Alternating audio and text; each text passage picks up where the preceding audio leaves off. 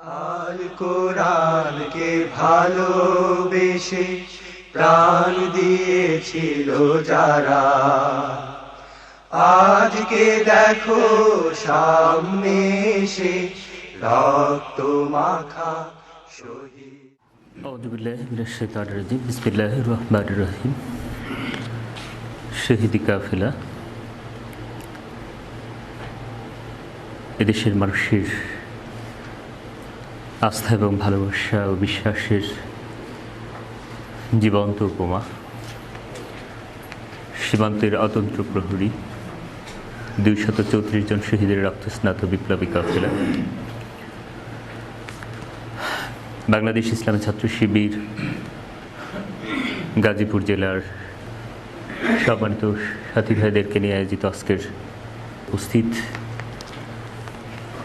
জেলা শাখার সম্মানিত সভাপতি, সম্মানিত সেক্রেটারি, সম্মানিত দায়িত্বশীল ভাইরা, উপস্থিত সম্মানিত সাথী ভাইরা, আসসালামু আলাইকুম ওয়া রাহমাতুল্লাহ। কেমন আছেন আপনারা? আলহামদুলিল্লাহ, শুকরিয়া জ্ঞাপন করছি সেই মহান তাবারক তাআলার, যেই মহান তাবারক তাআলা আমাদেরকে বাংলাদেশের একটি কঠিন পরিস্থিতির মধ্য দিয়ে, যেখানে প্রতিনিয়ত বেওয়ারিশ লাশ ভেসে আসছে, অসংখ্য ক্রস ফায়ারের নাটক চলছে। বিশেষ করে পরিস্থিতিটা ইসলামী আন্দোলনের জন্য অনেক বেশি কঠিন। তার মধ্য দিয়েও আপনারা মহান আল্লাহর ডাকে সাড়া দিয়ে তার জমিনে তার আদর্শকে, তার দিনকে প্রতিষ্ঠা করার জন্য, গালিব করার জন্য এখানে সমবেত হয়েছেন।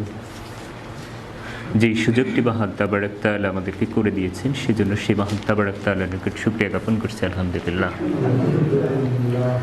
দরুদ ও সালাম পেশ করছি সেই মহামানবের প্রতি, যিনি আরবের দুরন্ত বেদুইনদেরকে সভ্যতার আলোয় আলোকিত করেছিলেন, যিনি গভীর রাতে আরবের বেদুইনদের তাঁবুতে তাঁবুতে গিয়ে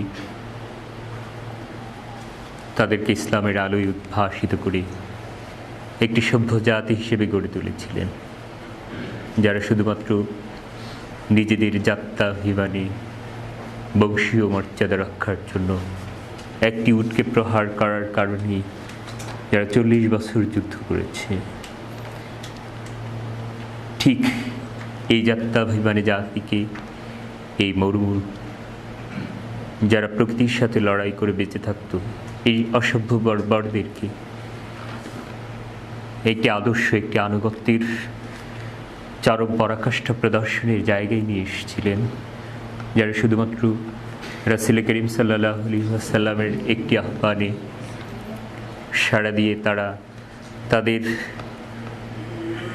প্রিয় মত, অভ্যস্ত জীবনের সকল গ্লানি থেকে নিজেরা বের হয়ে এসে রাসূল সাল্লাল্লাহু আলাইহি ওয়াসাল্লামের ঘোষণার আনুগত্যের বহিঃপ্রকাশ হিসেবে মদিনার রাজপথে তাদের সকল প্রিয় মতগুলো ঢেলে দিয়ে রাসূল সাল্লাল্লাহু আলাইহি ওয়াসাল্লামের যে আনুগত্যের চরম পরাকাষ্ঠা প্রদর্শনের মধ্য দিয়ে পৃথিবীকে একটি সভ্যতার বার্তা দিয়েছিলেন। সেই সভ্য মানবতার শিক্ষক আমাদের প্রিয় নবী হযরত মুহাম্মদ সাল্লাল্লাহু আলাইহি ওয়াসাল্লামের প্রতি, এবং স্মরণ করছি সেই সমস্ত শহীদি আত্মার, যারা যুগে যুগে কালে কালে পৃথিবীর বিভিন্ন জনপদে নিজেদের জীবনকে মহান সত্তার উদ্দেশ্যে উৎসর্গ করে দিয়ে আজ আমাদের কাছে আসার ধ্রুবতারা হয়ে আছেন। বিশেষ করে যারা বাংলাদেশের সবুজ ভূখণ্ডে কালিমার পতাকাকে উল্টিন করতে গিয়ে নিজেদের বুকের তাজা তপ্ত রক্তকে ঢেলে দিয়েছেন। আজকের এই প্রোগ্রাম থেকে সে সকল মূর্তি মুজাহিদদের জন্য মহান আল্লাহর কাছে তৌফিক কামনা করছি। আল্লাহ যেন এই সকল ভাইদেরকে শাহাদতের সর্বোচ্চ মর্যাদা দান করেন। আরও স্মরণ করছি আমাদের প্রতিবেশী দেশ, যেখান থেকে ভারতীয় উপমহাদেশে ইসলামের সুমহান দাওয়াত পৌঁছে গিয়েছিল, যেখান থেকে মানুষ সুদূর চীনে ইসলাম প্রচারের জন্য রাসূল সাল্লাল্লাহু আলাইহি ওয়াসাল্লামের সাহাবীরা পর্যন্ত চলে গিয়েছেন। সেই বার্মার আরাকানের মুসলমানদের উপর বারবার নির্যাতন হচ্ছে, একের পর এক ধর্ষণ করা হচ্ছে, ছোট ছোট শিশুদেরকে জীবন্ত পুড়িয়ে হত্যা করা হচ্ছে। সে সকল মানুষগুলো নির্যাতন সইতে না পেরে মুসলিম দেশের কাছে আশ্রয় খুঁজতে গিয়ে প্রতিবেশী দেশ বাংলাদেশের কাছে এসে সীমান্ত থেকে সাগর পথে তাদেরকে ফিরিয়ে দেওয়া হয়েছে। সেই সাগরের উত্তাল তরঙ্গের মধ্যে লুকিয়ে পড়ে তারা তাদের জীবনলীলা সাঙ্গ করেছে। সাগরের উত্তাল তরঙ্গের সেই স্রোতের অতল গহ্বরে তুলিয়ে গিয়ে শাহাদাতের পেয়ালা পান করেছে। তাদের জন্য মহান আল্লাহর কাছে প্রার্থনা করছি, আল্লাহ যেন এই সকল ভাইদেরকে, বোনদেরকে, এই আরাকানবাসীদেরকে, বার্মার মুসলমানদেরকে আল্লাহ যেন শাহাদতের সর্বোচ্চ মর্যাদা দান করেন। এখানকার মুজাহিদদের যেন আল্লাহ জাফর বিন আবু তালিব আর এখানকার নারীদেরকে যেন হজরত সুমাইয়া রাদিয়াল্লাহু তাআলা আনহুর সাথে জান্নাতে জায়গা করে দেন। সম্মানিত ভাইয়েরা, আলোচনার বিষয় হচ্ছে যে অতীত প্রেরণা যোগায়। সম্মানিত ভাইয়েরা, যে অতীত প্রেরণা যোগায়, এই কথাটির অনেক বেশি জটিল এবং তাৎপর্যপূর্ণ ব্যাখ্যা রয়েছে। আসলে প্রেরণা যোগানোর দুইটা ধারা আছে, আর অতীত হচ্ছে যা এখন থেকে চলে গিয়েছে। একজন মুসলিম মনীষী বলেছেন যে বর্তমান বলতে কোনো কিছু নেই, আর অতীত তো চলে গিয়েছে, ভবিষ্যৎ তো অনিশ্চিত। আর সময়কে সূরা ফাতিরে মানুষের রিজিক হিসেবে উপস্থাপন করা হয়েছে। আমার জীবন থেকে বা আজকের আগ থেকে পৃথিবীতে যা চলে গিয়েছে সেটি অতীত। এটিরই ব্যাখ্যা বা বিশ্লেষণ করার খুব বেশি প্রয়োজন নেই। এখন প্রেরণার বিষয়, প্রেরণা দু ধরনের। একটি হচ্ছে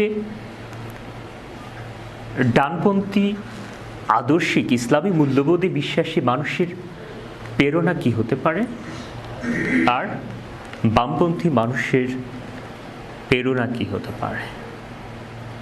বামপন্থীদের প্রেরণার জায়গাগুলো হচ্ছে ইসলামের বিপক্ষে অবস্থান নিয়ে তারা তাদের বক্তব্য বিবৃতি থেকে শুরু করে জীবন সংগ্রামের সর্বশেষ পর্যায় পর্যন্ত তারা তাদের প্রেরণা মনে করে।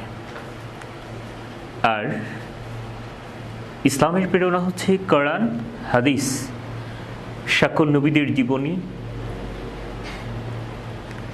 রাসূল সাল্লাল্লাহু আলাইহি ওয়াসাল্লামের সাহাবীদের জীবনী এবং পৃথিবীর সৃষ্টি লগ্ন থেকে আজ পর্যন্ত যারা ইসলামকে প্রতিষ্ঠার জন্য কাজ করে গিয়েছে,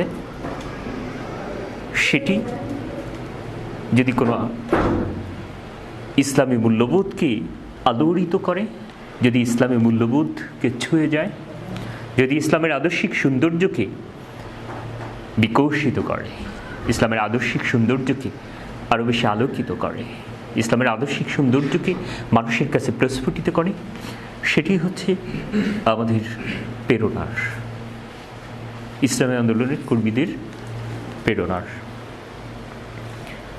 তো যে অতীত প্রেরণা যোগায় কথাটি আলোচনার আগে আমি একটু কথা বলতে চাচ্ছিলাম কয়েকটা বিষয়ে। সেটি হচ্ছে আমাদেরকে মনে রাখতে হবে যে উদউ ইলা সাবিলি রাব্বিকা বিল হিকমাতি ওয়াল মাউইজাতিল হাসানাহ ওয়াজাদিলহুম বিল্লাতী হিয়া আহসান। একটা হচ্ছে ওমান আহসানু কাওলাম মিম্মান দাআ ইলাল্লাহি ওয়া আমিলা সালিহান ওয়া ক্বালা ইন্নানি মিনাল মুসলিমিন। এই কথাগুলো মানব সভ্যতার কাছে যারা দাওয়াত নিয়ে গিয়েছেন, তাওহীদের প্রেরণা নিয়ে গিয়েছেন, আল্লাহর একত্ববাদের কথা মানুষের কাছে পৌঁছাতে যারা গিয়েছেন, তারা কিন্তু কখনো অনেক বেশি নির্যাতিত হয়েছেন, প্রত্যাখ্যিত হয়েছেন, আঘাতপ্রাপ্ত হয়েছেন। তাদেরকে বের করে দেওয়া হয়েছে সেই সম্প্রদায় থেকে, নির্যাতন করা হয়েছে, মৃত্যুর মুখোমুখি পতিত হয়েছেন, অনেককে আগুনে ফেলে দেওয়া হয়েছে, কারাতে চেরা হয়েছে। কিন্তু তারপরেও দাওয়াতের জায়গা থেকে ডিরেক্ট কোনো রিয়্যাক্ট করা হয়নি। This is the history. যারা ইসলামকে কলঙ্কিত করতে চায়, যারা ইসলামী মূল্যবোধকে পৃথিবীতে হিংস্র হিসেবে আখ্যা দিতে চায়, যারা ইসলামকে তরবারির ছায়ায় বেড়ে ওঠা বলে, তাদের জন্য আমরা বলে দিতে চাই, কখনো কোনো নবী দেখাতে পারবেন না, কখনো কোনো মনীষী দেখাতে পারবেন না যারা প্রকৃত ইসলামকে উপস্থাপন করেছেন। তারা কেউ দাওয়াত দিতে গিয়ে নির্যাতিত হয়েছেন, প্রত্যুত্তরে তাদের উপর প্রতিশোধ গ্রহণ করেছেন। এটি পৃথিবীর কোথাও নেই, কোনো ইতিহাস বলতে পারে না। ঠিক তারই আলোকে 1926 সালে আবেগতাড়িত একজন মুসলিম দ্বারা ভারতবর্ষের হিন্দু স্বাধীনতা আন্দোলনের, হিন্দু শুদ্ধি অভিযানের অন্যতম প্রবক্তা নেতা স্বামীজি শ্রদ্ধানন্দ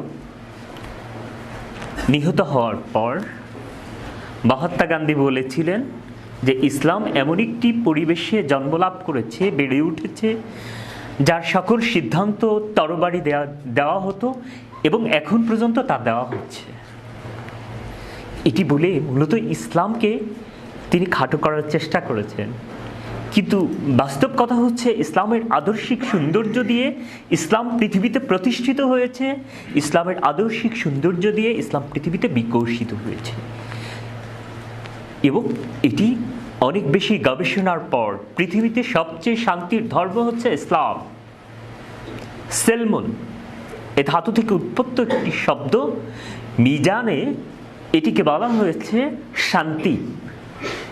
সুতরাং যারা ইসলামকে ভিন্নভাবে ব্যাখ্যা করতে চান, আমরা তাদেরকে বলবো যে ইসলামকে গবেষণা করুন, ইসলামকে জানুন, ইসলামের আদর্শিক সৌন্দর্যের দিকে তাকিয়ে দেখুন, তাহলে এই সৌন্দর্যটি আপনারা উপলব্ধি করতে পারবেন। সম্মানিত ভাইয়েরা, সকল নবী কোন দাওয়াত দিয়েছেন? একই দাওয়াত দিয়েছেন। সেটি একটি দিন, শারা'a লাকুম মিনাদ-দীনি মা ওয়াসা বিহি নূহা ওয়াল্লাযীনা আওহাইনা। জি, সকল নবী একমাত্র দ্বীনের পথে, একই দিনের, একই তাওহীদের, একই বিশ্বাসের কথা পৃথিবীর মানুষের কাছে বলে গিয়েছেন। একই দিনকে প্রতিষ্ঠা করতে চেয়েছেন, প্রতিষ্ঠা করার জন্য তারা প্রাণান্তকর চেষ্টা চালিয়ে গিয়েছেন। আমরা সেই দিনের কথাই বলবো ইনশাআল্লাহ। সম্মানিত ভাইয়েরা, আমরা যে অতীত প্রেরণার কাছে চলে যাব, তার আগে মানুষ হিসেবে আমরা এই পৃথিবীতে এসেছি ইসলামকে প্রতিষ্ঠা করবার জন্য। দ্যাট মিনস আল্লাহর প্রতিনিধিত্ব করার জন্য এই পৃথিবীতে এসেছি। আমাদের আসার জন্য আল্লাহ পাক রব্বুল আলামিন যেই ওয়াদা আমাদের কাছে আলমে আরওয়াতে নিয়েছিলেন, সেটি আমাদেরকে জানতে হবে, বুঝতে হবে, সেটির আলোকে আমাদের জীবনকে পরিচালিত করতে হবে। সম্মানিত ভাইয়েরা, এই মানব জীবনটা অনেক বেশি জটিল প্রক্রিয়ার মধ্য দিয়ে যাচ্ছে। অনেকগুলো চ্যালেঞ্জ আছে মুসলমানদের জন্য। এই চ্যালেঞ্জগুলো উতরেই আমাদেরকে দিন প্রতিষ্ঠার প্রত্যয়দীপ্ত জায়গায় চলে যেতে হবে। কোরআনে কারীমের মধ্যে মহান আল্লাহর কণ্ঠে অনুরণিত হচ্ছে মুসলমানদেরকে এই চাকচিক্যের জায়গা থেকে বিরত রাখার জন্য মুসলমানদেরকে মরীচিকার পিছনে ছুটতে নিষেধ করে দেওয়া হয়েছে। আল্লাহ পাক রব্বুল আলামিনের কণ্ঠে অনুরণিত হচ্ছে, ইলামু আন্নামাল হায়াতুদ দুনিয়া লাইবুন ওয়া লাহু ওয়াজিনাতু ওয়া তাফাকুরুম বাইনাকুম ওয়া তাকাসুরুম ফিল আমওয়ালি ওয়াল আওলাদ কামাসালিল গায়সিন আ'জাবাল কুফফারা ওয়া নাবাতাহু সুম্মা ইয়াহিজু ফাতারাহু মুসফাররান সুম্মা ইয়াকুনু হুতামা ওয়া ফিল আখিরাতি আযাবুন শাদীদু ওয়া মাগফিরাতুম মিনাল্লাহি ওয়া রিদওয়ানুন ওয়া মাল হায়াতুদ দুনিয়া ইল্লা মাতাউল গুরুর সাবিকু ইলা মাগফিরাতিম মির রাব্বিকুম ওয়া জান্নাতিন আরদুহা কাআরদিস সামাই ওয়াল আরদি উইদ্দাত লিল্লাযিনা আমানু বিল্লাহি ওয়া রাসূলিহি। এই যে খেলতামাশার জায়গা দুনিয়াতে, এখানে যে চ্যালেঞ্জ আছে, এই দুনিয়া আপনাকে আল্লাহর প্রতি বিরত রাখার জন্য অনেকগুলো চ্যালেঞ্জ আছে।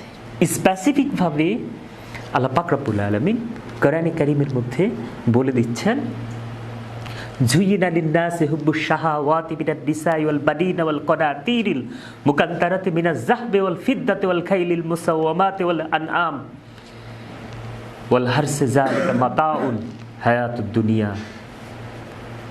এই যে চাকচিক্যময় এই সৌন্দর্যের জীবন, এখানে প্রতিনিয়ত ইসলামী আন্দোলন থেকে শুরু করে পৃথিবীর মানুষকে প্রলুব্ধ করছে।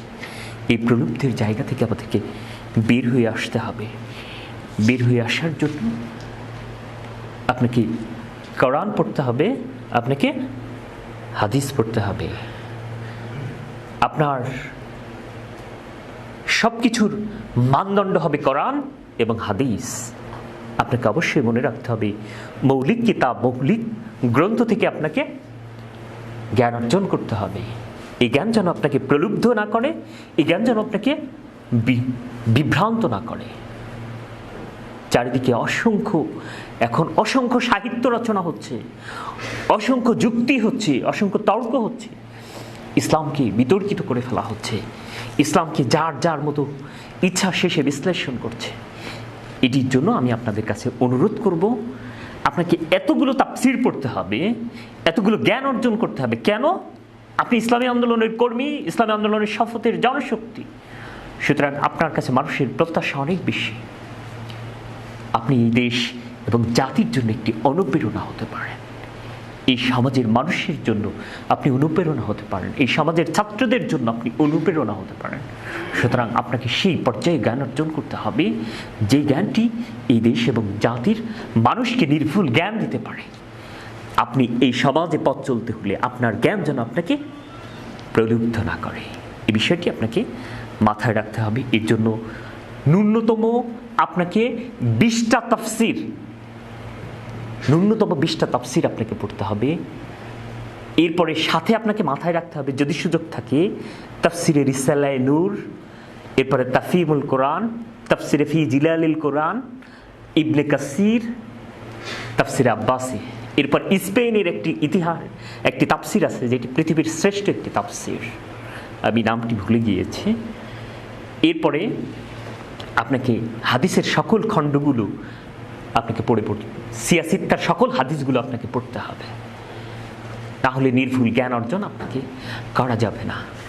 মৌলিক কিতাব থেকে আপনাকে জ্ঞান অর্জন করতে হবে।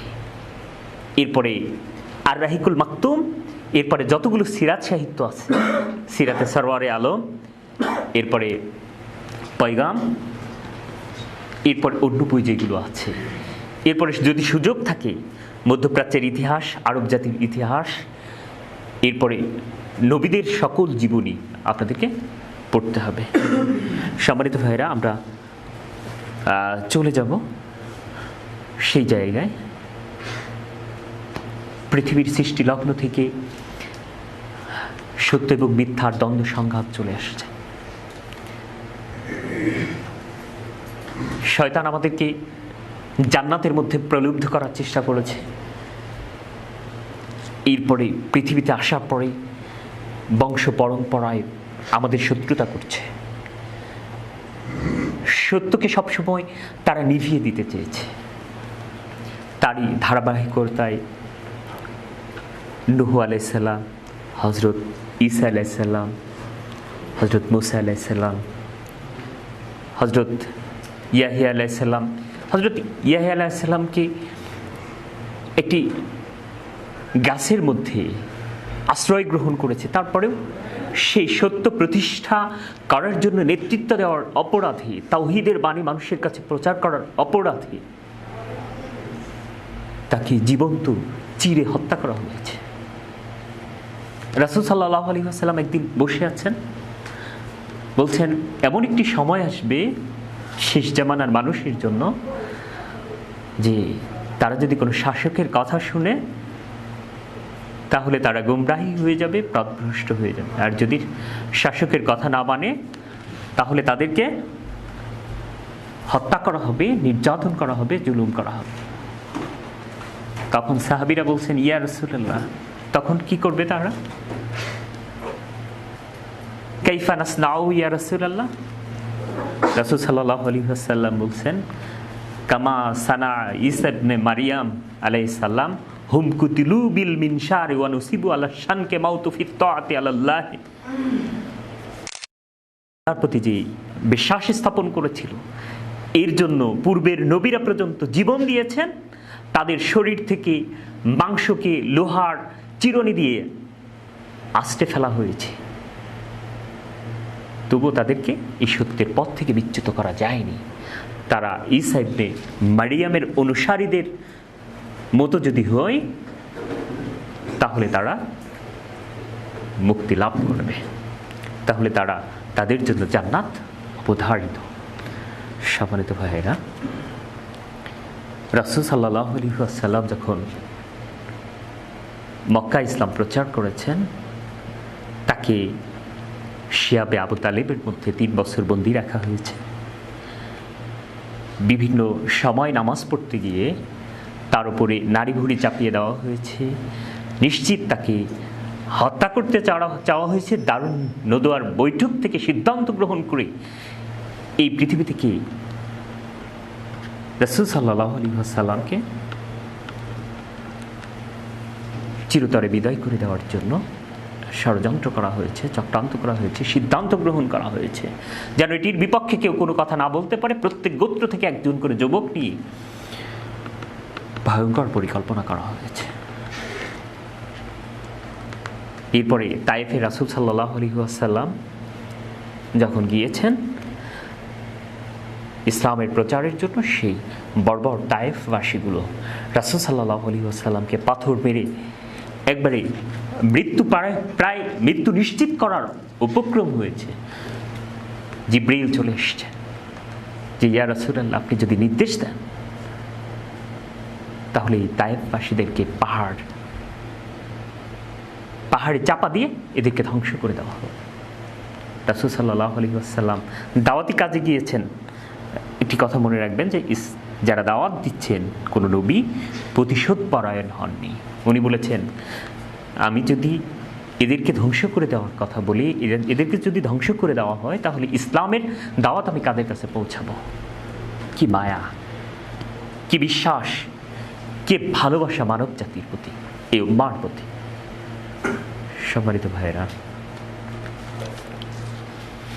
ইসলাম গ্রহণ করার কারণে, ইসলাম গ্রহণের অপরাধে সমাজ থেকে তাদেরকে বিচ্ছিন্ন হতে হয়েছে, পরিবার থেকে বিচ্ছিন্ন হতে হয়েছে। রাসূল সাল্লাল্লাহু আলাইহি ওয়াসাল্লাম ক্লান্ত, পরিশ্রান্ত, ক্ষুধার্ত। রাসূল সাল্লাল্লাহু আলাইহি ওয়াসাল্লামের সকল সাহাবীগুলো, হযরত ওমর রাদিয়াল্লাহু তাআলা, হযরত আবু বকর রাদিয়াল্লাহু তাআলা, রাসূল সাল্লাল্লাহু আলাইহি ওয়াসাল্লাম খাদ্য গ্রহণ করতে পারেননি। শুধু ইসলাম গ্রহণ করার, ইসলাম প্রচার করার অপরাধে সে সমাজ থেকে বের করে দেওয়া হয়েছে। হযরত বেলাল রাদিয়াল্লাহু তাআলা যখন ইসলাম গ্রহণ করেছেন, উমাইয়া ইবনে খালফের দাস ছিলেন হযরত বেলাল রাদিয়াল্লাহু তাআলা। হযরত বেলাল রাদিয়াল্লাহু তাআলাকে ইসলাম গ্রহণ করার অপরাধে প্রতিদিন প্রচণ্ডভাবে পেটানো হতো, প্রহার করা হতো। গরম উত্তপ্ত বালির মধ্যে তাকে ফেলে দেওয়া হতো, ফেলে দিয়ে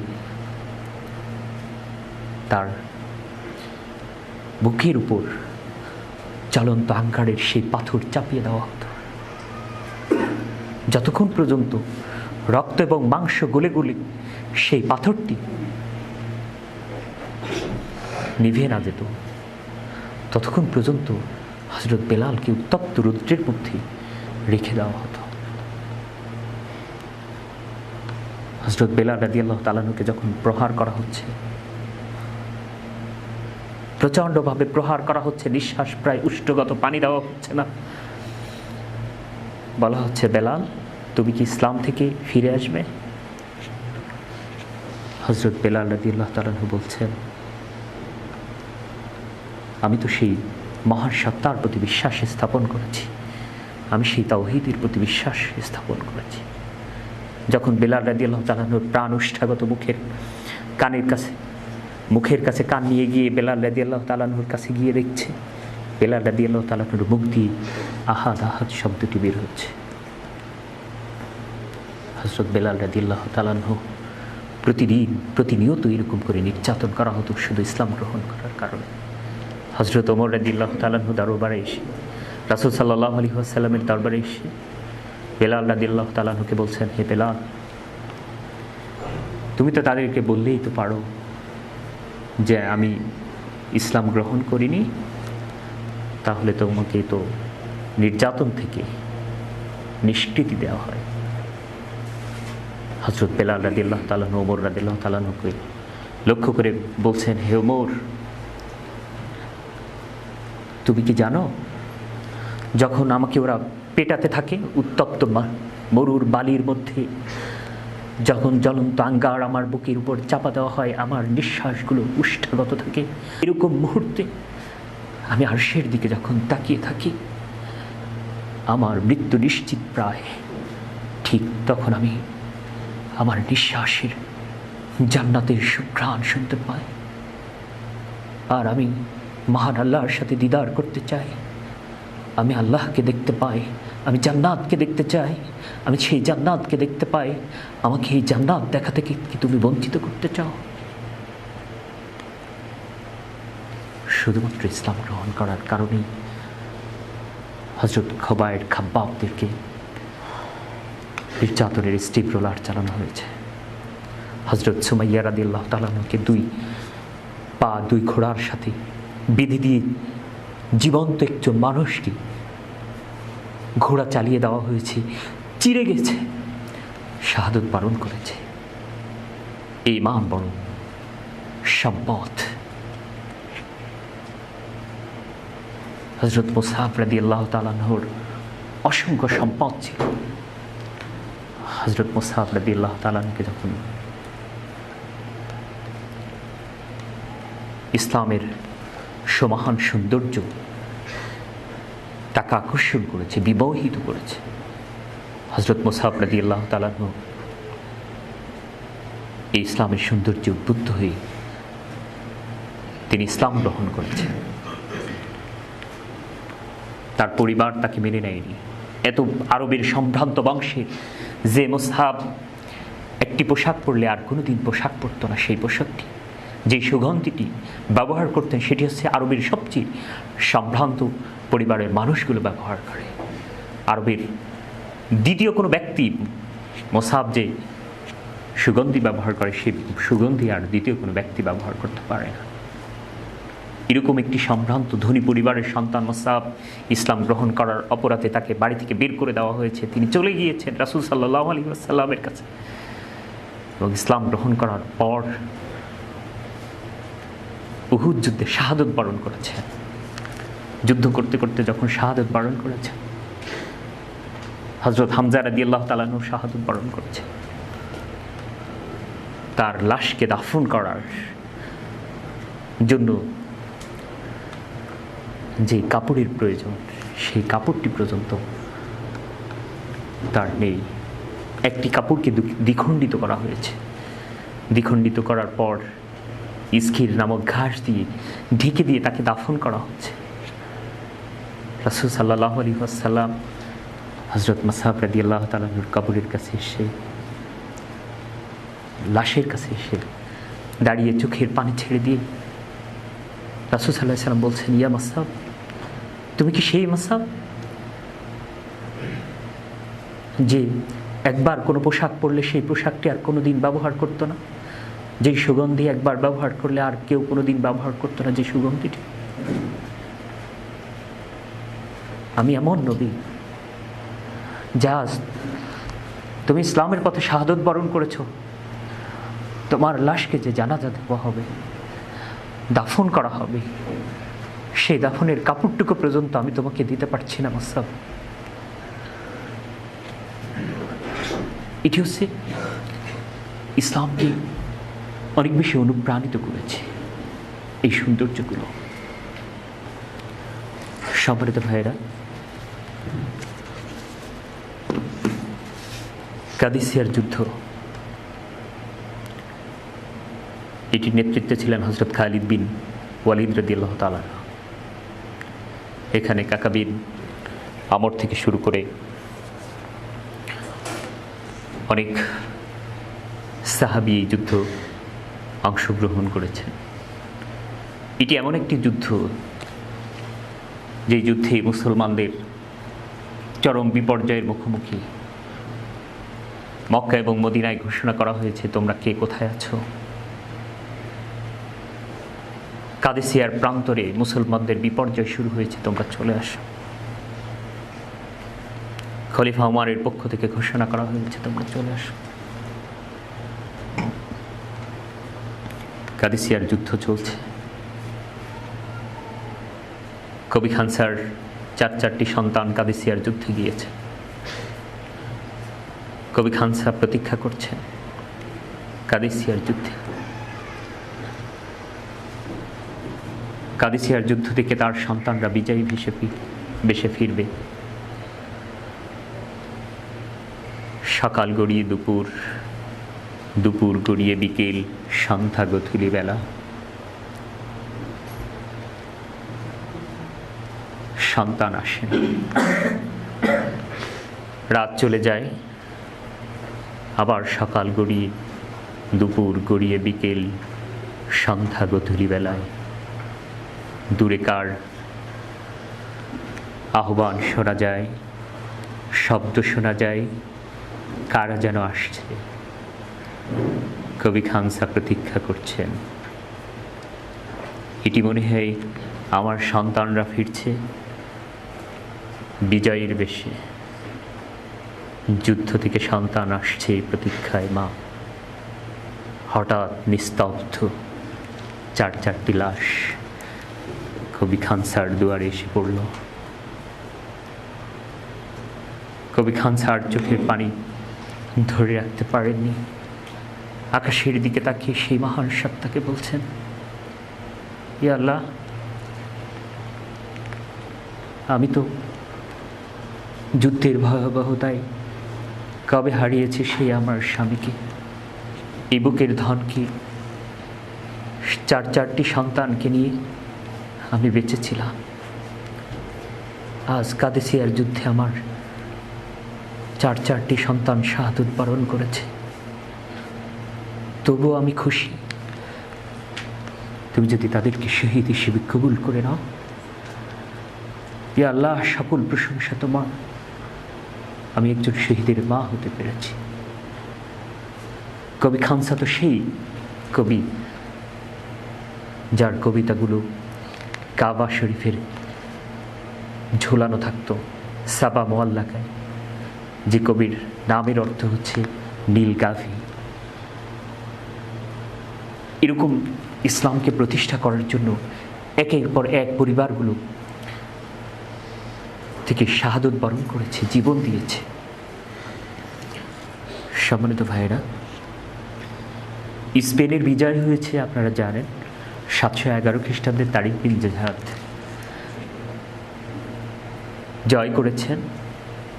8টি জাহাজকে তিনি সমুদ্রের মধ্যে ডুবিয়ে দিয়েছেন। কোনো ইতিহাসের বর্ণনা এসছে তিনি 8টি জাহাজকেই জ্বালিয়ে দিয়েছেন এবং তার সাথীদেরকে সেই দাও দাও করা আগুনের দিকে তাকিয়ে নির্দেশ করে বলছে, তুমি তাকিয়ে দেখো,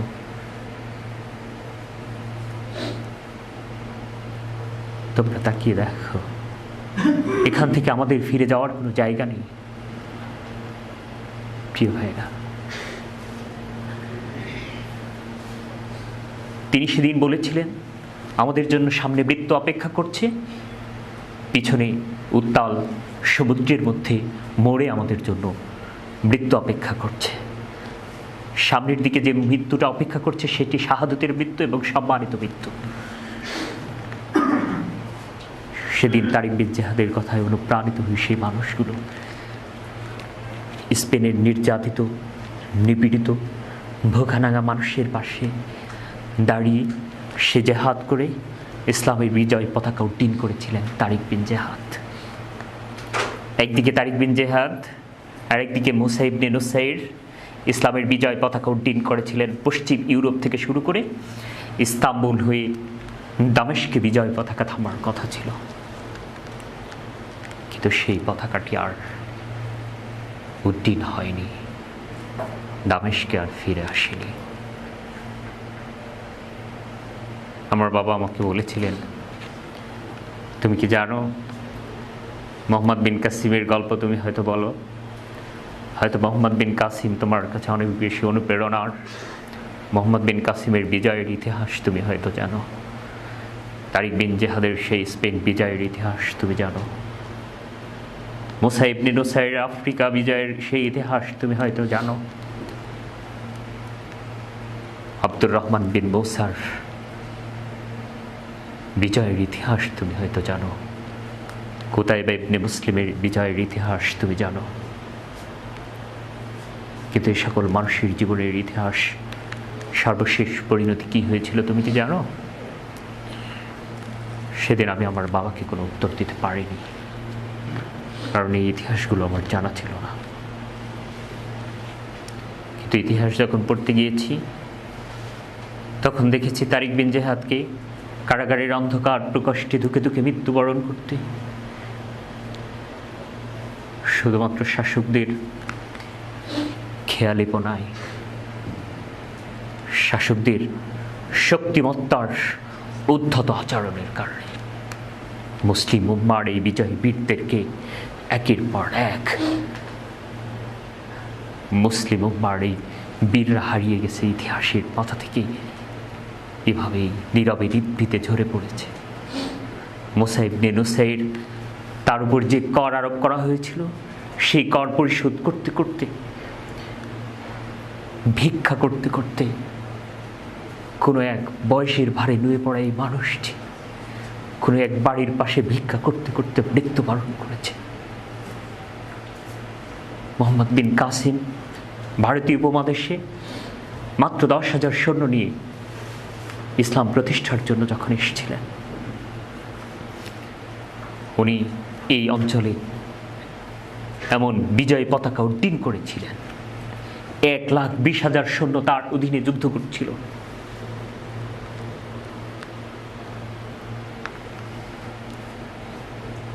খলিফা ওয়ালিদ ফার্স্টের সন্তান সুলাইমান, তার নির্দেশে মোহাম্মদ বিন কাসিমকে শৃঙ্খলিত করা হয়।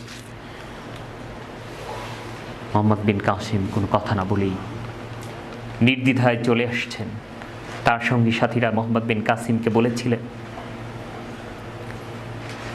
আপনার যে সৈন্য এবং যা সৈন্যবাহিনী আছে, এখানে আপনি যদি আরেকটি ইসলামিক স্টেট প্রতিষ্ঠিত করেন, ইসলাম যদি এখানে প্রতিষ্ঠিত করেন, এখানে একটি সাম্রাজ্য যদি প্রতিষ্ঠা করেন, তাহলে কেউ আপনাকে এখান থেকে পরাভূত করতে পারবে না। সেদিন মোহাম্মদ বিন কাসিম তাদেরকে উত্তর দিয়েছিলেন, প্রিয় বন্ধুরা, প্রিয় সাথীরা, আমি যদি এখানে থেকে যাই, আমি জানি ওখানে যাওয়ার পরে নিশ্চিত আমার মৃত্যু, তারপরেও আমি যদি এখানে থেকে যাই তাহলে মুসলিম বিশ্ব বিভক্ত হয়ে যাবে, আর এই মুসলিম বিশ্ব বিভক্ত হয়ে গেলে আনুগত্যহীনতার দায়ভার নিয়ে কাল কিয়ামতের দিন মহান আল্লাহর সামনে আমাকে দাঁড়াতে হবে। আমাকে মুসলিম বিশ্বের খলিফা আমাকে নির্দেশ দিয়েছেন, সেটি যাই হোক না কেন আমাকে তার কাছে যেতে হবে। সেদিন মোহাম্মদ বিন কাসিম সেই 17 বছরের তরুণ যুবক, সবার সামনে তাকে শৃঙ্খলিত করে নিয়ে আসা হয়। প্রতিমধ্যেই একটি রাত যাপন করার জন্য তিনি তার সৈনিকরা বললেন, মাত্র অল্প কিছু সৈনিক তার সাথে আছে। তারা বলছে যে আপনি এখন আপনার স্ত্রীর সাথে দেখা করে আমাদের সাথে আসতে পারেন। তিনি তার স্ত্রীর সাথে যখন দেখা করতে যাচ্ছেন, দেখা করে যখন সুবে সাদিক হচ্ছে, যখন চলে আসছেন, স্ত্রী তার পথে পানির দিকে চেয়ে আছে। স্ত্রীর দিকে তাকিয়ে মিষ্টি হেসে বলছে, আর কোনো দিন হয়তো বা নাও দেখা হতে পারে। স্ত্রী তার দিকে তাকিয়ে আছে, টপ টপ করে তার চোখ দিয়ে পানি পড়ছে। মোহাম্মদ বিন কাসিম চলে আসলেন, সে আকাশের মালিকের দিকে তাকিয়ে আছে। একটি পর্যায়ে মোহাম্মদ বিন কাসিম সেই শাসক গোষ্ঠীর কাছে যখন চলে আসলেন, সেখানে নির্দেশ দেওয়া ছিল জল্লাদকে যে তাকে যেন কতল করা হয়, তাকে যেন শিরচ্ছেদ করা হয়। মোহাম্মদ বিন কাসিমের সেই অনুগত সাথীরা, তাদের মধ্য থেকে একজন বন্ধু দুরন্ত গতিতে ওমর বিন আবদুল আজিজের কাছে এসেছিলেন। ওমর বিন আবদুল আজিজের কাছে যখন বলা হলো যে মোহাম্মদ বিন কাসিমকে এরকম করে নিয়ে আসা হয়েছে, তিনি আনুগত্যের চরম পরাকাষ্ঠা প্রদর্শন করে খলিফার প্রতি, মুসলিম বিশ্বের খলিফার প্রতি আনুগত্য করে তিনি চলে এসেছেন।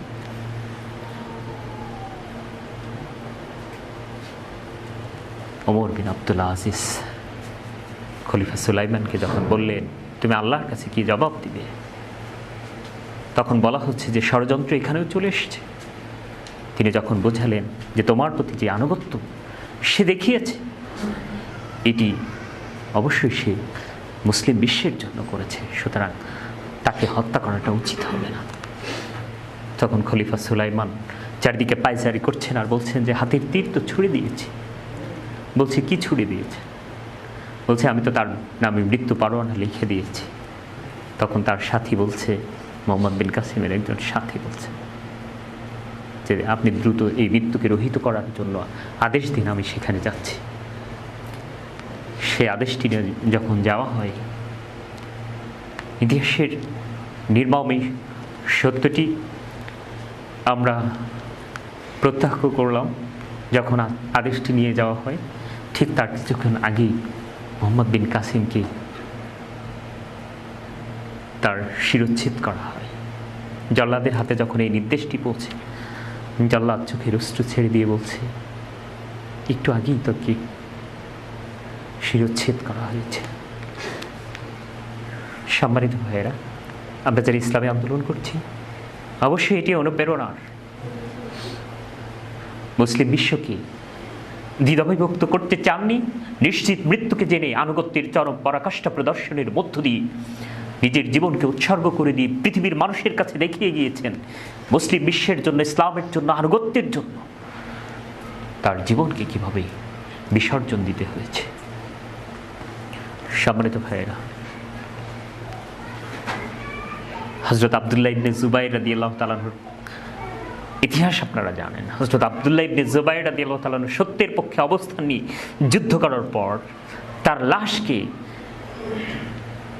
কাবা শরীফের আঙিনায় ঝুলিয়ে রাখা হয়েছিল। 3 দিন পর জুবাইর রাদিয়াল্লাহু তাআলা আনহুর আম্মা হযরত আসমা রাদিয়াল্লাহু তাআলা আনহা এসে বলছেন যে সৈনিক, যোদ্ধা, ঘোড়া থেকে নামো, এখনো কি তোমার নামার সময় হয়নি? 90 বছরের বৃদ্ধ একজন মা সন্তানের দিকে তাকিয়ে বলছে। এগুলো হচ্ছে ইসলামের জীবন্ত দৃষ্টান্ত। সম্মানিত ভাইয়েরা, সেই স্পেনের দিকে আমাদেরকে ফিরে যেতে হয়, যে স্পেন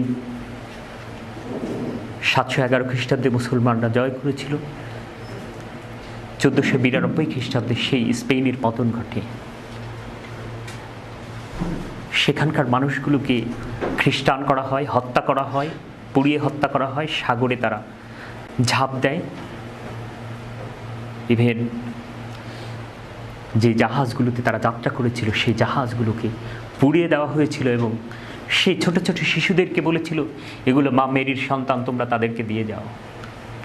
যারা দিতে চায়নি তাদের সেই জাহাজগুলোকে পুড়িয়ে দেওয়া হয়েছে। অনেকে সেই আগুন থেকে বাঁচবার জন্য ভূমধ্যসাগরে লাফ দিয়ে সলিল সমাধি ঘটেছে।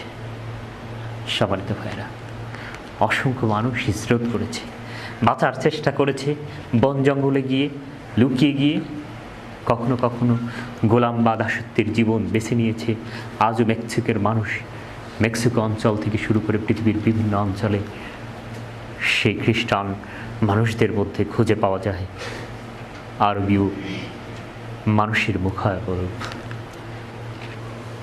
সম্মানিত ভাইয়েরা, সেই 1785 খ্রিস্টাব্দে সর্বশেষ যাদেরকে ইসলাম গ্রহণ করার অপরাধে মরিস্কো মানে মুসলিম পরিবারের সন্তান হিসেবে তাদেরকে অপবাদ দেওয়া হচ্ছিল যে তোমরা ইসলাম গ্রহণ করেছ। এবং তখনকার গির্জার এনভায়রনমেন্টটা এরকম ছিল, পুরোহিতদের এত ক্ষমতা ছিল যে একটা মানুষের উপরে কিছু পানি ছিটিয়ে দিয়ে বলেছে যে এটি পবিত্র পানি, এই পবিত্র পানি এরা গ্রহণ করেছে, এরা হচ্ছে আজ থেকে খ্রিস্টান। কিছুদিন পরেই তাকেও অপবাদ দেওয়া হতো এই খ্রিস্টান প্রকৃত মনে প্রাণে খ্রিস্টান নয়, সুতরাং এর সকল সম্পত্তি বাজেয়াপ্ত করা হতো। ইনকুইজিশনের সদস্য, আজকে র্যাব যেরকম বাড়ি থেকে মানুষকে তুলে নিয়ে আসে, ঠিক ইনকুইজিশনের সদস্যরা সেরকম করে মুসলমানদেরকে তুলে নিয়ে আসতো, নিয়ে এসে তাদেরকে নির্যাতন করত, তাদেরকে হত্যা করত, আর তাদের সম্পদগুলোকে সেই গির্জাগুলো বাজেয়াপ্ত করত। এগুলো হিস্ট্রি, এগুলো ফ্রান্সের ইতিহাসবিদরা লিখেছে, জার্মানির ইতিহাসবিদরা লিখেছে, ইটালির ইতিহাসবিদদের থেকে প্রাপ্ত তথ্যের অনুযায়ী আমি বলছি। সম্মানিত ভাইয়েরা, সেই 1785 খ্রিস্টাব্দের সর্বশেষ যখন নির্যাতনের স্টিম রোলার আর সহ্য করতে পারছে না, যখন চারিদিকে বুঝতে পেরেছে সেই শাসকরা যে একটি বিদ্রোহ হতে পারে, সেই স্পেনের মুসলমানদেরকে কালিমা পড়ার অপরাধী, শুধুমাত্র একটি আরবি অক্ষর, একটি আরবি হরফ, একটি আরবি হরফের বই, একটি পাতা রাখার অপরাধী তাদেরকে প্রচণ্ডভাবে নির্যাতন করা হচ্ছে, হত্যা করা হচ্ছে। অথচ ইউরোপকে জ্ঞানের শিখা জ্বালিয়েছে হচ্ছে স্পেন, এই কর্ডোবা, সেভিল, উলিটুলা, গ্রানাডা। আমেরিকার রাস্তায় যখন হাঁটু পানি, রাজপথে যখন হাঁটু পানি, তখন স্পেনের রাস্তায় সোডিয়াম বাল্ব জাতীয় একটি বাল্ব চলেছে। তখন মানুষের জন্য ঝর্ণা থেকে শুদ্ধ পানির ব্যবস্থা করা হয়েছে। সেখানকার জীবনযাত্রা অনেক বেশি সমৃদ্ধ ছিল। সেই আল-আহমরা প্রাসাদ পৃথিবীর সমসাময়িক সময়ে গর্ব বা অহংকারের প্রতীক হিসেবে দাঁড়িয়েছিল। সেই মুসলমানদের আজকে শুধুমাত্র কোরআনের একটি পাতা রাখার অপরাধে তাকে হত্যা করা হচ্ছে। কখনো কখনো অপবাদ দেওয়া হচ্ছে যে তোমরা খ্রিস্টান নও, তোমরা মুসলমান। সর্বশেষ একটি বিদ্রোহ হয় যে হ্যাঁ আমরা মুসলমান। মনের মধ্যে কোরআন জানে না, হাদিস জানে না, পড়তে জানে না কি করে পড়তে হয়, মনের মধ্যে লালিত একটি স্বপ্ন, আমার পূর্বপুরুষরা কোনো এক সময় মুসলমান ছিল। তারা ঘোষণা করেছিল লা ইলাহা ইল্লাল্লাহু মুহাম্মাদুর রাসূলুল্লাহ। কালিমা শাহাদাত পড়তে পড়তে তাদেরকে এই অপরাধে, মুসলমান হওয়ার অপরাধে, সেই বিদ্রোহের অপরাধে তাদেরকে সেই উত্তপ্ত তেলের উপরে, জ্বলন্ত তেলের উপরে যখন দাঁড় করিয়ে দেওয়া হয়েছে, সেই জ্বলন্ত তেলের উপরে দাঁড়িয়ে কালিমা শাহাদাত পড়তে পড়তে হাসতে হাসতে মৃত্যুবরণ করেছে। সম্মানিত ভাইয়েরা, এটি হচ্ছে প্রেরণা। এত কিছু, পৃথিবীর সকল সম্পদ একদিকে, হযরত মাসআব রাদিয়াল্লাহু তাআলা আনহুকে সম্পদ দিয়ে ইসলাম থেকে বিরত রাখা যায়নি। পৃথিবীর সকল সম্পদ একদিকে আর ঈমান একদিকে। ঈমানের বিজয় হয়েছে, মৃত্যুবরণ করেছে, ঈমানের বিজয় হয়েছে, শাহাদাত বরণ করেছে। সম্মানিত ভাইয়েরা, যারা আমাদেরকে সন্ত্রাসী বলে গালি দেন, যারা আমাদেরকে জঙ্গি বলেন, আমরা তাদেরকে বলে দিতে চাই আমাদের শান্তিপ্রিয়তা বুলেটের চেয়ে অনেক বেশি শক্তিশালী। আমরা শান্তিপূর্ণভাবে এই পৃথিবীতে তাওহীদে বিশ্বাস স্থাপন করে ঈমানের পরীক্ষায় উত্তীর্ণ হতে চায় ইনশাআল্লাহ। সম্মানিত ভাইয়েরা, আব্দুল হামিদ শিবিরের প্রথম শহীদ সাব্বির, হামিদ, আয়ুব, জব্বার একসাথে শাহাদত বরণ করেছিলেন 1982 সালে। 1982 সালের 11ই মার্চ, যেটি শিবিরের শহীদ দিবস। এখানে শহীদ আব্দুল হামিদ ভাই নবীনবরণ অনুষ্ঠান চলছিল। অনুষ্ঠানে জাসদ থেকে শুরু করে সকল জাসদ, ছাত্রলীগ, ছাত্রদল, প্রগতিশীল ছাত্রজোট, বাসদ থেকে শুরু করে সকলে সম্মিলিতভাবে ইসলামী ছাত্র শিবিরের নবীনবরণ করার সেই অধিকারটুকু থেকে ইসলামী ছাত্র শিবিরকে বঞ্চিত করার লক্ষ্যে সকল ষড়যন্ত্র করেছে, এই নবীনবরণকে ভণ্ডুল করার চেষ্টা করেছে। এরপরে সর্বশেষ ইসলামী ছাত্র শিবিরের উপর প্রচণ্ডভাবে আঘাত করা হয়েছে। বিশ্ববিদ্যালয়ের সেই মেন গেটের পাশেই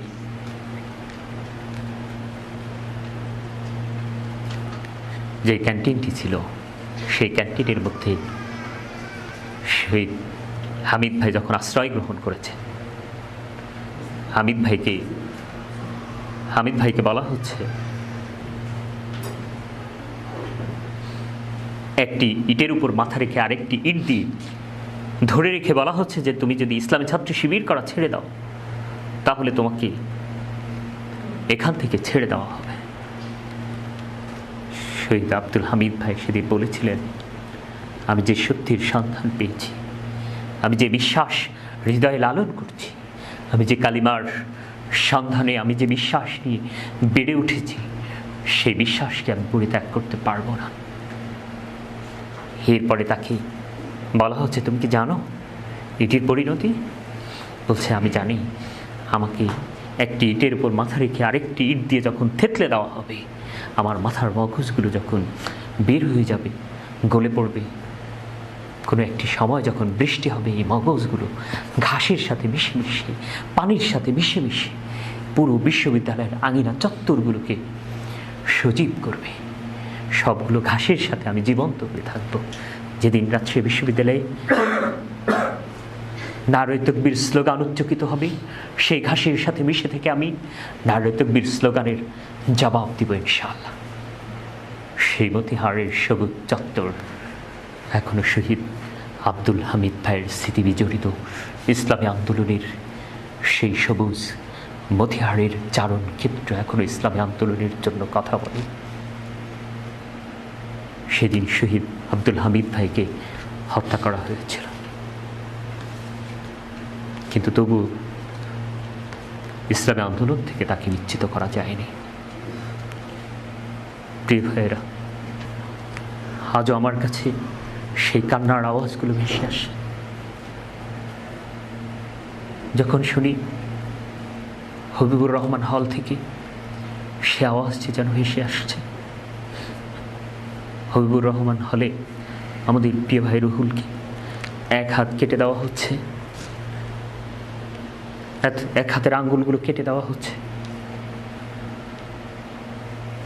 পায়ের উপরে দুইটা চেয়ারের উপরে পা রেখে রড দিয়ে পিটিয়ে ভেঙে ফেলা হচ্ছে। রুহুল ভাই আমাকে ফোন করছেন, ভাই আসেন, আমাকে নিয়ে যান, আমাকে উদ্ধার করেন। আমি সেই রুহুল ভাইয়ের আহ্বানে সাড়া দিতে পারিনি। যখন শুনি রাজশাহী বিশ্ববিদ্যালয়ে রাসেলকে পা কেটে দিয়েছে শুধুমাত্র ইসলামী আন্দোলন করার অপরাধী, যখন রাসেল আমার সামনে খুঁড়িয়ে খুঁড়িয়ে সে পা কাটা পা নিয়ে আমার সামনে আসে, নিজেকে অনেক বেশি অপরাধী মনে হয় যে রাজশাহী বিশ্ববিদ্যালয়ের ক্যাম্পাসে দায়িত্ব পালন করেছি। যদি কোনো সাথীর গায়ে গুলি লাগে সেই গুলিটি সর্বপ্রথম আমার গায়ে লাগার কথা ছিল। যদি কোনো সাথীকে আঘাত করা হয় সেই আঘাতটি সর্বপ্রথম তা আমার করার কথা ছিল। আমাদের ভাইদেরকে একের পর এক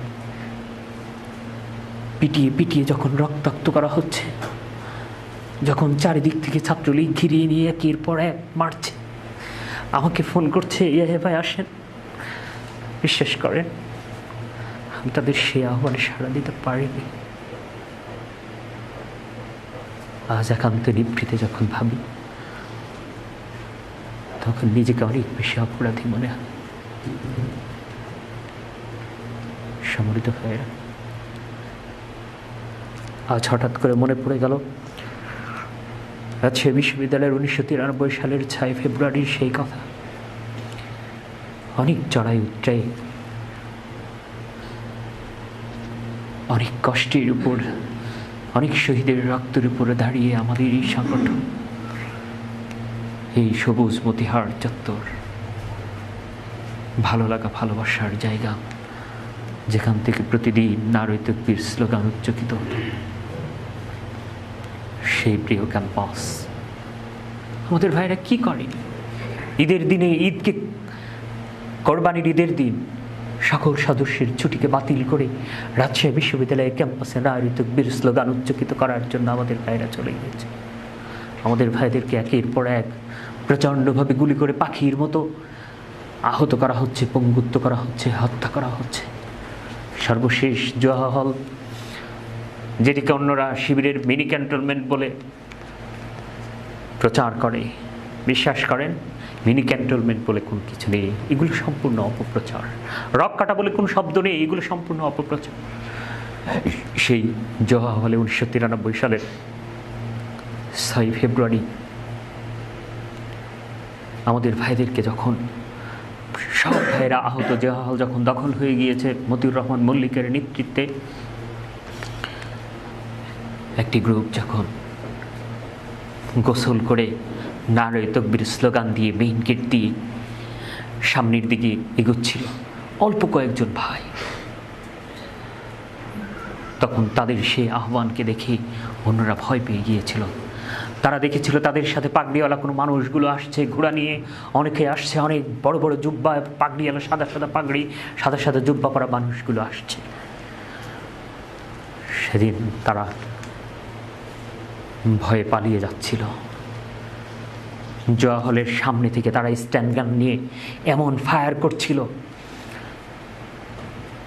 আমরা শুনেছি আমেরিকান একজন জেনারেল যখন আসেন,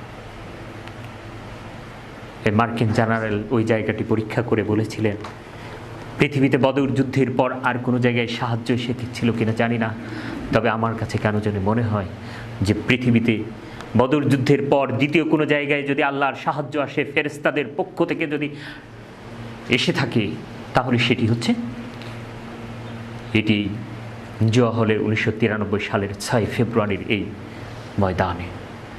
কি করে সম্ভব এতগুলো গুলি চালানোর পরেও এতগুলো অস্ত্রের সামনে কিভাবে কিছু মুষ্টিমে কিছু মানুষ টিকে থাকে? যখন ফায়ার করা হচ্ছিল, গাছের ডালগুলো একটা গুলিতে 3টা টুকরো হয়ে যাচ্ছিল। স্ট্যান্ড গান, মেশিন গান থেকে শুরু করে সকল ধরনের অস্ত্রের প্রতিযোগিতা সেদিন সম্মিলিত ছাত্রকে ব্যবহার করেছিল। সেদিন মোস্তাফিজ নামের শিবিরের একজন ভাই ছিলেন, প্রথম বর্ষে ভর্তি হতে এসেছেন।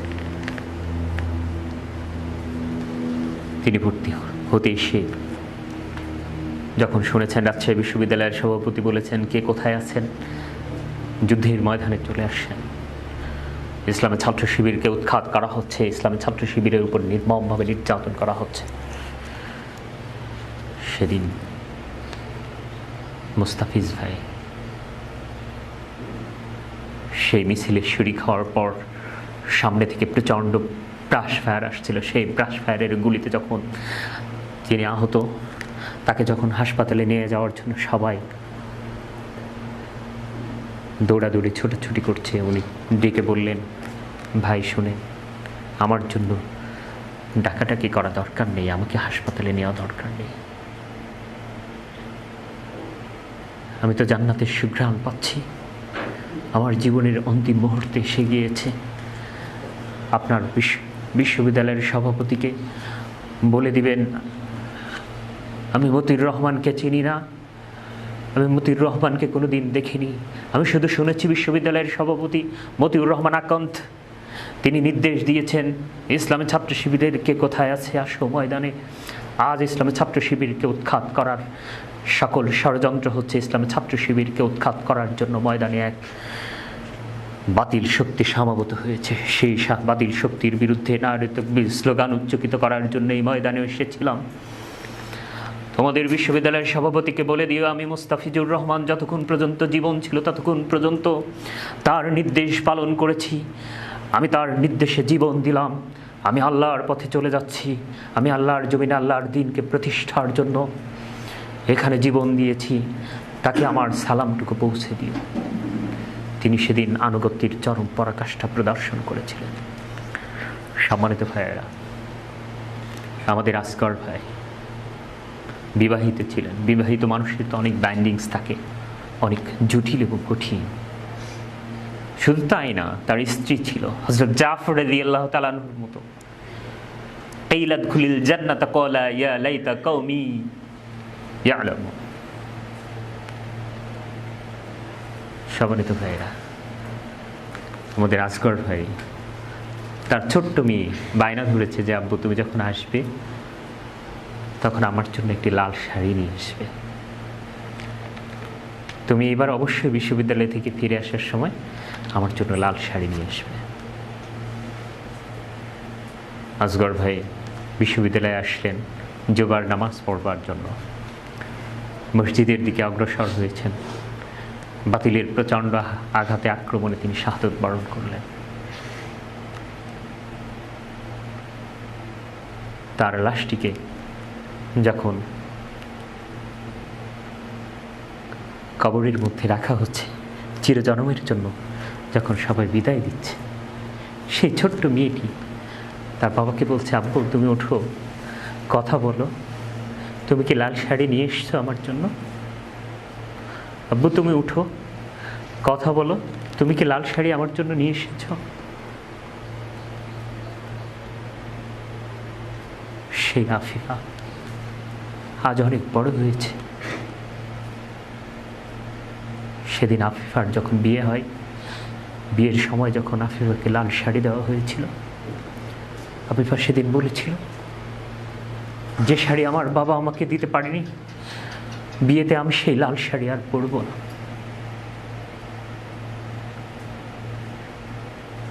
সম্মানিত ভাইরা, ইসলামী আন্দোলন করার কারণেই এরকম অনেক আফিফারা তার বাবাকে কোরবানি দিয়েছে। হয়তো লাল শাড়ি আর পরা হয়নি, শুধুমাত্র ইসলামিক আন্দোলন করার অপরাধেই তাদেরকে হত্যা করা হচ্ছিল। সম্মানিত ভাইয়েরা, আমাদের প্রিয় ভাই রবিউল ইসলাম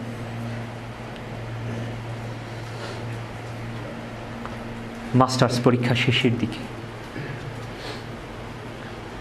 মা বলেছেন, বাবা তুই বাড়িতে আয়।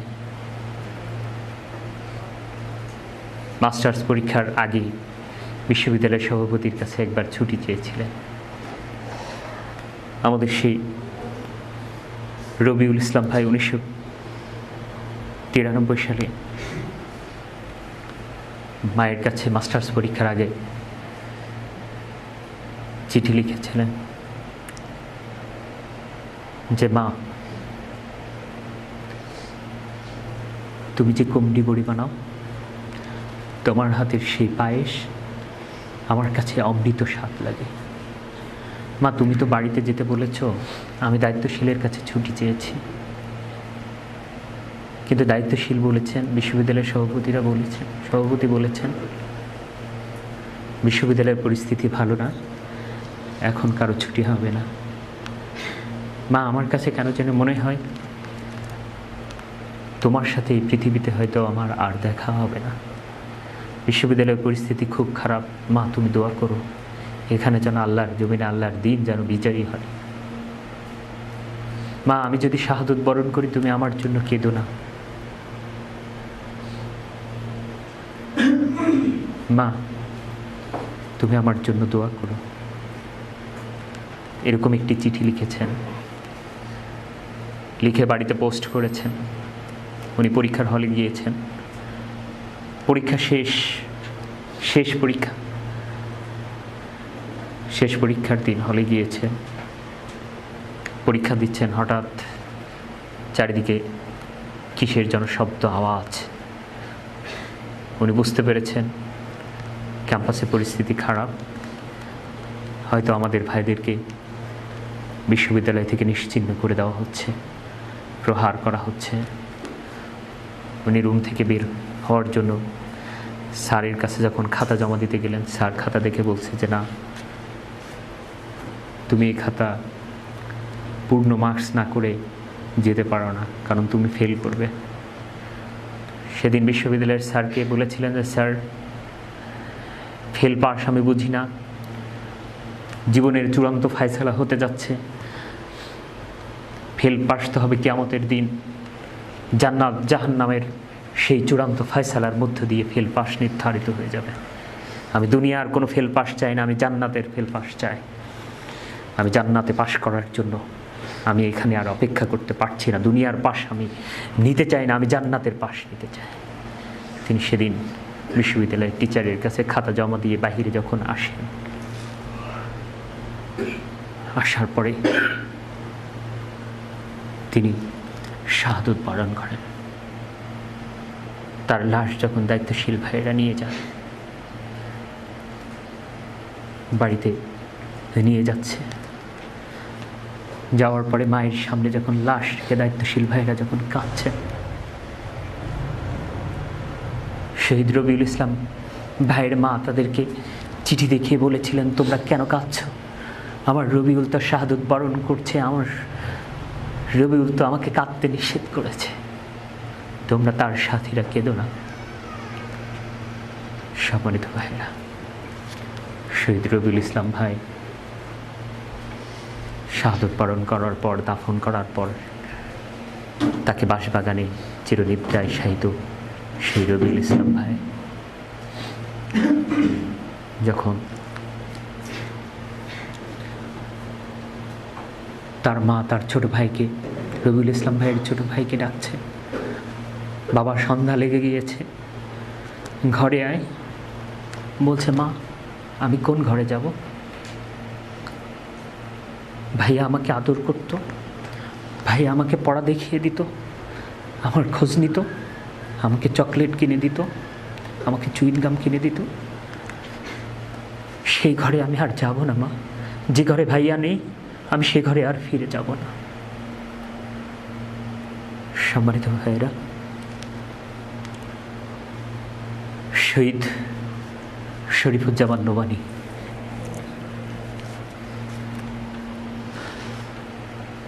রাজশাহী বিশ্ববিদ্যালয়ের শিবিরের সেক্রেটারি ছিলেন। আমি তার রুমমেট ছিলাম। আমি তাকে খুব একান্ত কাছে থেকে দেখেছি। তিনি এত বিনয়ী ছিলেন, আমি মাঝে মাঝে অবাক হয়ে যাই, এখনো চিন্তা করি। 2009 সালের 13ই মার্চ আওয়ামী লীগ সরকারের সেই উদ্ধত আচরণে আওয়ামী লীগ তাদের ছাত্র সংগঠন ছাত্রলীগের জঙ্গি আচরণ সারা বিশ্ববিদ্যালয় থেকে যেন ইসলামী ছাত্র শিবিরকে এখনই শেষ করে দেওয়া হবে, উৎখাত করে দেওয়া হবে।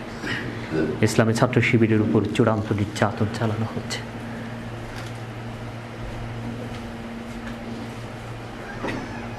আগের দিন শহীদ আয়ুব ভাইয়ের বাসায় গিয়েছিলেন শহীদ শরীফুজ্জামান নোমানী ভাই। শহীদ আয়ুব ভাইয়ের মা বলেছেন যে বাবা আজকে থেকে যাও। তিনি বলেছেন যে মা আমি আজকে থাকতে পারবো না, আমি আজকে থাকতে পারবো না, বিশ্ববিদ্যালয়ের পরিস্থিতি ভালো না। 11ই মার্চ শহীদ দিবসের মিছিলের মধ্য দিয়ে ছাত্রলীগ মিছিল নিয়ে যাচ্ছিল, সেদিন তাদের সাথে একটু ধাওয়া পাল্টা দেওয়া হওয়ার কারণে যে 22 দফা প্রশাসনের পক্ষ থেকে করে দেওয়া হয়েছিল, সেই 22 দফাকে তারা ভুলুণ্ঠিত করে তাদের মেয়রের পক্ষ থেকে, বিশ্ববিদ্যালয় প্রশাসনের পক্ষ থেকে এবং সকল ছাত্র সংগঠনের প্রতিনিধিরা মিলে বসে সেই 22 দফা প্রণয়ন করেছিল। সেই 22 দফায় স্বাক্ষর করার পরেও ছাত্রলীগ প্রতিহিংসার বশবর্তী হয়ে ইসলামী ছাত্র শিবিরের মিছিলের উপর আক্রমণ করেছে। 12ই মার্চ সারা রাত একের পর এক গ্রেপ্তার অভিযান চলে। শহীদ শরীফুজ্জামান নোমানী ভাই সারা রাত ঘুমোতে পারেননি। সব হলগুলোতে একের পর এক গ্রেপ্তার অভিযান চলছে। শহীদ শরীফুজ্জামান নোমানী ভাইয়ের কাছে একের পর এক খবর আসছে। আমি গভীর রাত্রে এই শহীদ শরীফুজ্জামান নোমানীকে দেখতাম গভীর রাত্রে ঘুম থেকে উঠে তাহাজ্জুদের নামাজ পড়ছেন, চোখ দিয়ে টপ টপ করে পানি পড়ছে। মাঝে মাঝে দেখতাম রাত্রে 3টার সময়, 3:30টার সময় কথা বলছে। একটি কর্মী চিটাগাংয়ে গিয়েছেন, তার থাকা পৌঁছলো কিনা, সেখানে গিয়েছে কিনা, কোনো দায়িত্বশীলের সাথে যোগাযোগ হয়েছে কিনা, এটি নিয়ে খোঁজ নিয়ে ব্যস্ত। আমি মাঝে মাঝে চিন্তা করতাম যে একজন মানুষ কি করে পারে। আমল থেকে শুরু করে অনেক দিকে অনেক বেশি সুন্দর ছিলেন। মসজিদে খুতবা যখন দিতেন আমি অভিভূত হয়ে যেতাম। তার কোরআন তেলাওয়াত সবসময় কানের মধ্যে একটা হেডফোন থাকতো, কারি সুদাইসির তেলাওয়াত উনি শুনছেন, একের পর এক শুনছেন, আর অনেক কোরআন তেলাওয়াত করছেন। ওনাকে ইসলামী ছাত্র শিবির করার কারণে ওনার পরিবার থেকে প্রচণ্ড প্রেশার ক্রিয়েট করা হতো যে ইসলামী ছাত্র শিবির করা বাদ দাও, কিন্তু তারপরে উনি ইসলামী ছাত্র শিবির করা বাদ দেননি। পরিবার থেকে টাকা দেওয়া হয়নি, বিশ্বাস করেন, তার পরিবার থেকে তাকে টাকা দেওয়া হয়নি। কাঁদতে কাঁদতে চলে এসছেন, বলছেন মা আমি তো ইসলামী আন্দোলন করি, শুধুমাত্র ইসলামী আন্দোলন করার অপরাধী কেন আমাকে টাকা দেওয়া হবে না? তার পরিবার থেকে তাকে টাকা দিতে চাওয়া হয়নি। এরপর রাজশাহী বিশ্ববিদ্যালয়ে যখন 13ই মার্চ সকাল হলো, আমাকে বলছে চলেন আমরা সবাই মিলে সম্মিলিতভাবে যখন বিনোদপুর গেট দিয়ে বিশ্ববিদ্যালয়ের ভিতর প্রবেশ করলাম, চারিদিক থেকে পুলিশ ঘিরে নিল। উনি বললেন যার যার হলে চলে যান। উনি এসএম হলের মধ্যে অবস্থান করলেন। আমি বের হয়ে কয়েকজন মিলাই আমাদেরকে বললো যে আপনারা একটু বাহিরে যান, সময় হলে ডেকে নিব। উনি আর ডাকেননি, হলের ভাইদেরকে নিয়ে প্রত্যেক হলে যেখানে যে হলগুলোতে আমাদের ভাইরা জিম্মি ছিল তাদেরকে একের পর এক উদ্ধার করছেন। সরোয়ারদ্বীপ, মাদার বক্স, হবিবুর, জিয়াউর রহমান হল, জোয়া হল, আমির আলী হল, লতিফ হল থেকে শুরু করে সকল হলের ভাইদেরকে তিনি উদ্ধার করলেন। এরপরে ওনার কাছে যখন খবর আসে যে রাজশাহী বিশ্ববিদ্যালয়ের সাংগঠনিক সম্পাদক ফরহাদ আলমকে আটকে রাখা হয়েছে, ছাত্রলীগ আটকে রেখেছে, উনি এটি শোনার পরে ব্যাকুল হয়ে গিয়েছেন। ওনার কাছে যখন খবর আসলো আমাদের ভাইদেরকে পিটিয়ে পিটিয়ে আহত করা হচ্ছে, আমাদের ভাইয়েরা প্রায় প্রাণ উষ্ঠাগত, আমাদের ভাইয়েরা অনেক ভাই আহত হয়েছে, এখন তাদেরকে একটি শেরে বাংলা হলের সেই গেস্ট রুমের মধ্যে সমবেত করে তাদেরকে একের পর এক মারা হচ্ছে, তাদেরকে হয়তো বা মেরে ফেলা হবে। তিনি এটি শোনার পরে অনেক বেশি বিচলিত হয়ে গেলেন। তিনি সেই মোহাম্মদ বিন কাসিমের মতো তাদেরকে উদ্ধার করার জন্য আসলেন। তিনি সকল হলের সকল ভাইদেরকে তাদের হলগুলোতে নিরাপদে রেখে এরপরে তিনি মুজিব হলের ভাইদেরকে উদ্ধার করলেন। মুজিব হলের ভাইদেরকে উদ্ধার করার পর তিনি যখন শেরে বাংলা হলে যাচ্ছেন, শেরে বাংলা হলের সব গেট আবদ্ধ। এরপরে শেরে বাংলা হলের গেটকে ভেঙে যখন পিছন দিয়ে যাওয়া হলো, সকল ভাইদেরকে একের পর এক উদ্ধার করে নিয়ে গিয়ে যখন বাহিরে চলে যাওয়া হচ্ছে, সব ভাইয়েরা প্রাচীরের উপর উঠে সবাই চলে গিয়েছে। প্রাচীরের ওই পারে লাফ দিয়েছে, প্রচণ্ড গর্ত, অনেক ভাই আহত, অনেক ভাই প্রায় হুঁশ নেই, পঙ্গু, অনেক ভাই গুলিবিদ্ধ পঙ্গু, অনেক ভাইকে 3 তলার ছাদ থেকে ফেলে দেওয়া হয়েছে। রায়হান ভাই, জিন্না ভাই, এরপরে মিনহাজ ভাই, অনেকেই, নোমানি ভাই সেই আহতদেরকে নিয়ে সামনের দিকে যখন চলে যাচ্ছেন, তাদেরকে ওয়াল পার করে দিয়ে তিনি যখন ওয়াল টপকাতে যাচ্ছেন, কি বিস্ময়!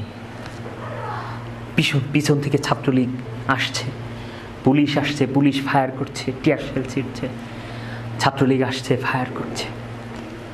নোমানি ভাই একা। উনি যখন একটি দেওয়ালের উপরে হাত দিয়েছেন, সামনে উঠতে যাচ্ছেন, দেওয়ালের সেই ইট ভেঙে পড়ে গেলেন। এরপরে শরীফুজ্জামান নোমানি, জানি না তার মনে কি হলো, ময়দান ছেড়ে চলে যাওয়া ঠিক না, হয়তো বা তাই দাঁড়িয়ে গেলেন। সবার সামনে যখন দাঁড়িয়েছেন, ছাত্রলীগ সবাই হতভম্ব হয়ে গেছে, এখন কি করব।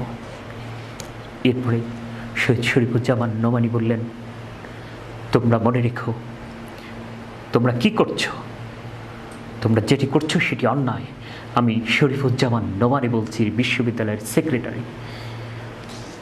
এরপরে ছাত্রলীগ যখন থেমে যাচ্ছে ভয়ে, পিছন থেকে পুলিশ বলছে, কি করছেন, সামনে আগান, মুভ।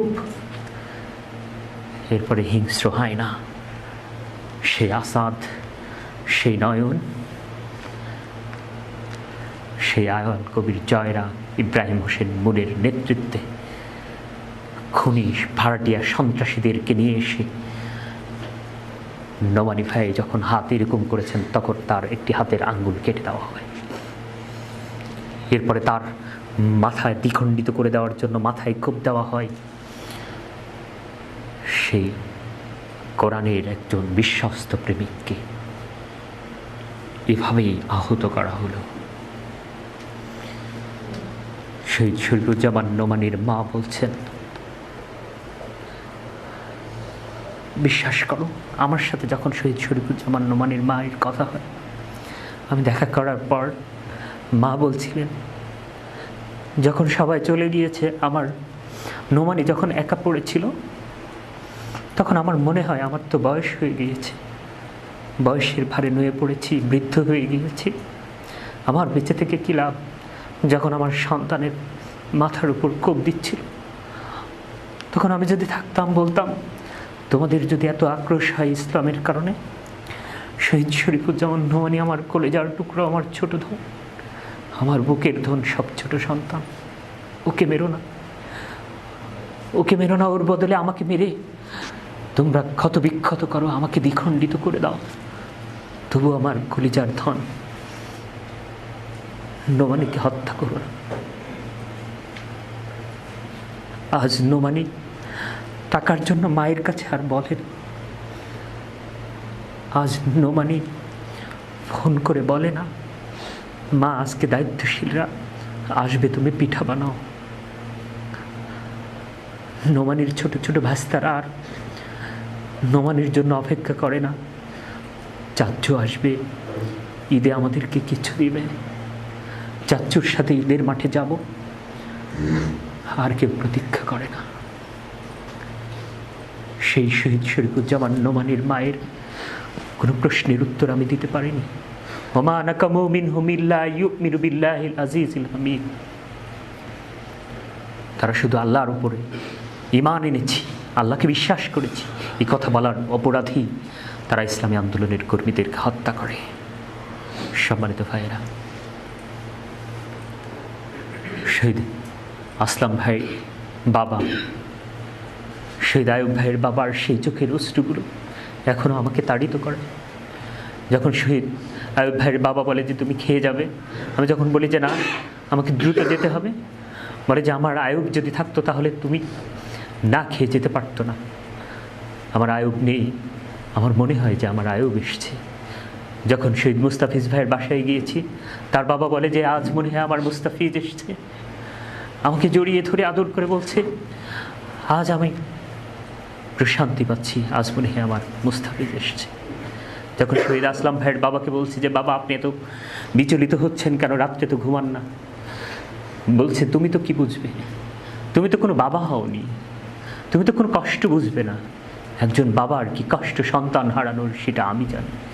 গভীর রাত্রে তোমাদের কাছে এসে আমার মনে হয় যেন আমি আমার সন্তানকে পেয়েছি, তাই ঘুমোতে পারি না, ছটফট করে মনে হয় আমার আসলাম বুঝি আমার কাছে এসে পাশে ঘুমিয়েছে, তাই খুব বেশি দেখতে ইচ্ছে হয়, তাকে মাথা নেড়ে দেখতে ইচ্ছে হয়। তোদের তো সময় থাকে না, তোরা তো অনেক বেশি ব্যস্ত থাকিস, তোরা তো প্রোগ্রাম নিয়ে থাকিস, তোরা কি বুঝবি। পরে আবার শহীদ আসলাম ভাইয়ের বাবা বলতো, মনের খেদ হয়তো সন্তান হারানোর কষ্টটা ভুলে থাকার জন্য তোদেরকে একটু কষ্ট দিই, কিছু মনে করিস না বাপ। সবারই তো ভাইয়েরা, আমাদের এ সকল শহীদের রক্তগুলো আমাদের অনুপ্রেরণা, যারা ইসলামের জন্য জীবন্ত সৈনিক ছিল, এদেশের ভোকানাঙা মানুষের মুখে হাসি ফোটানোর জন্য যারা জীবন দিয়েছে, যারা এদেশে ইসলাম প্রতিষ্ঠা করার জন্য জীবন দিয়েছে, তাদেরই উত্তরসূরি আমরা। আমার ভয় হয় আমরা যদি আমাদের যথাযথ দায়িত্ব পালন করতে না পারি, তাহলে আমার ভয় হয় শহীদ শরীফুজ্জামান নোমানির নেতৃত্বে শহীদ সাব্বির, হামিদ, আয়ুব, জব্বাররা থেকে শুরু করে সবাই এসে যখন আমাদেরকে জিজ্ঞেস করবে যে আমরা ইসলাম প্রতিষ্ঠার জন্য বাংলাদেশের উর্বর ভূমিতে নিজেদের জীবনকে উৎসর্গ করে দিয়েছিলাম, তোমাদের জন্য রেখে এসেছিলাম উর্বর এক ক্ষেত্র, সেই ক্ষেত্রতে ইসলাম প্রতিষ্ঠা করার দায়িত্ব তোমাদের উপর বর্তিয়েছিল, তোমরা সেই দায়িত্ব পালন করতে পারোনি, আজ তোমাদের জন্য জান্নাত নয় জাহান্নাম নির্ধারিত। সেদিন যেন আমরা আল্লাহর কাছে ধরা না খেয়ে যাই, সে বিষয়গুলো আমাদেরকে ভাবতে হবে।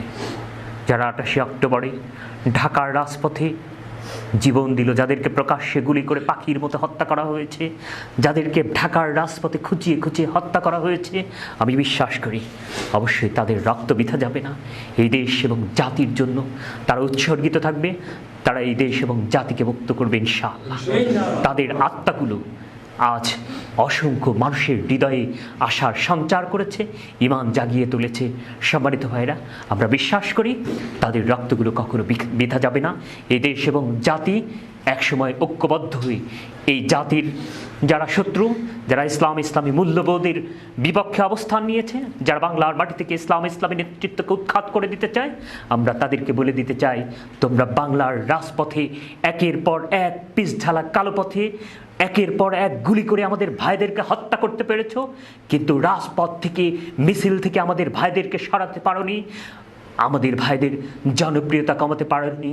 এই দেশ এবং জাতি যতদিন বেঁচে থাকবে ততদিন পর্যন্ত শহীদ আব্দুল কাদের মোল্লা, মতিউর রহমান নিজামী, মীর কাশেম আলী মিন্টুরা এদেশের মানুষের কাছে আশার ধ্রুবতারা হয়ে বেঁচে থাকবে ইনশাআল্লাহ। As the star that are stayed in the time of our darkness, হতাশাগ্রস্ত তরুণ যুব সমাজের কাছে আশার ধ্রুবতারা হয়ে থাকবে। এদেশের মানুষের হৃদয়ে ঈমান সঞ্চার করবে এই মানুষগুলো। সেই দিন, সেই প্রতীক্ষা, যেদিন এদেশে ইসলাম প্রতিষ্ঠিত হবে, কালিমার পতাকাকে উড্ডীন হবে, পথ করে উঠতে থাকবে, সেই দিনের পথ চেয়ে সকলকে হৃদয়ের গভীর থেকে আন্তরিক মোবারকবাদ জানিয়ে আমার কথা এখানে শেষ করছি। ওয়া আখিরু দাওয়ানা আলহামদুলিল্লাহ, আসসালামু আলাইকুম।